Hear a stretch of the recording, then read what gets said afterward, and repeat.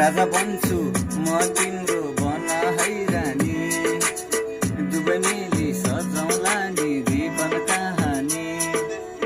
राजा बन्छु म तिम्रो बन है रानी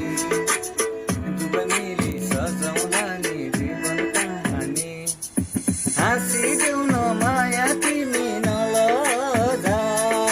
लान्छु तिमीलाई मेरै घर बाजा बजाई